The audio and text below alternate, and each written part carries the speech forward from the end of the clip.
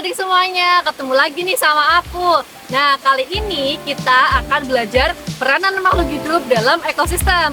Penasaran gak nih? Yuk ikutin aku terus.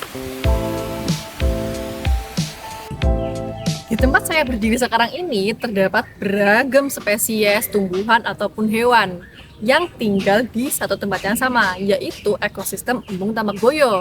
Nah, semua organisme-organisme tersebut itu memiliki peran pentingnya masing-masing loh.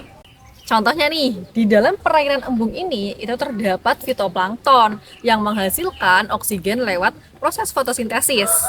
Nah, oksigen yang dihasilkan fitoplankton ini akan mendukung terjadinya kehidupan di dalam perairan. Selanjutnya, organisme tersebut nantinya akan menggunakan oksigen untuk melakukan respirasi. Nah, hasil respirasi organisme berupa karbon dioksida itu akan dimanfaatkan kembali oleh fitoplankton untuk melakukan fotosintesis. Dan hal itu akan terjadi berulang terus hingga membentuk suatu siklus, teman-teman. Nah, fitoplankton yang melakukan proses fotosintesis ini tadi itu berperan sebagai produsen. Nah, kira-kira produsen itu apa ya, teman-teman? Produsen adalah makhluk hidup yang dapat mengubah bahan anorganik menjadi bahan organik yang dapat dimanfaatkan oleh makhluk hidup lain. Sehingga peran produsen ini dapat dimainkan juga oleh tumbuh-tumbuhan. Contohnya nih, rumput-rumput ini itu dapat melakukan fotosintesis dan menghasilkan bahan organik. Ketika rumput dimakan oleh sapi, sapi akan memperoleh bahan organik dari rumput. Kemudian, apabila daging sapi dimakan oleh manusia, bahan organik akan berpindah dari daging sapi ke manusia. Nah, apabila semua organisme ini mati, maka bakteri dan jamur akan menguraikan bahan-bahan organik pada organisme yang telah mati tersebut menjadi bahan anorganik lagi.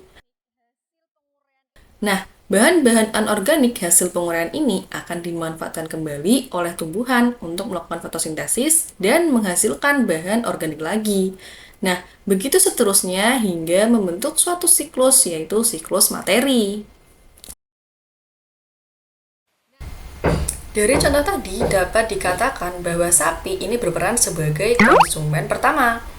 Nah, konsumen pertama itu dapat diperankan juga oleh organisme herbivora ataupun omnivora lainnya. Sedangkan manusia di sini itu berperan sebagai konsumen kedua, di mana konsumen kedua ini dapat diperankan oleh organisme karnivora ataupun omnivora lainnya. Nah, jamur dan bakteri itu berperan sebagai decomposer atau pengurai. Kemudian, pada ekosistem itu juga terdapat aliran energi, teman-teman.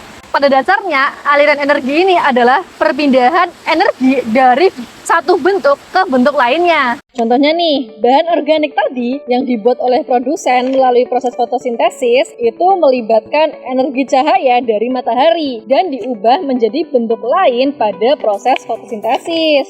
Nah, sehingga produsen ini menjadi sumber energi bagi makhluk hidup lainnya. Produsen yang kemudian dimakan oleh konsumen primer, kemudian konsumen primer dimakan oleh konsumen sekunder, dan seterusnya hingga energi mengalir di dalamnya. Namun, perpindahan energi dari satu trofik ke trofik lainnya itu tidak akan 100% efisien karena adanya entropi atau energi yang hilang. Misalnya nih, kalau produsen menghasilkan energi sebesar 20.000 kilokalori per meter persegi setiap tahunnya, maka konsumen primer hanya akan bisa mengambil sekitar 10% saja dari energi yang dihasilkan oleh produsen, dan begitu seterusnya hingga tingkat trofik selanjutnya yang hanya akan bisa mengambil sekitar 10% saja. Hal ini terjadi karena pada setiap tingkatan trofik energi itu akan hilang atau menjadi energi yang tidak terpakai.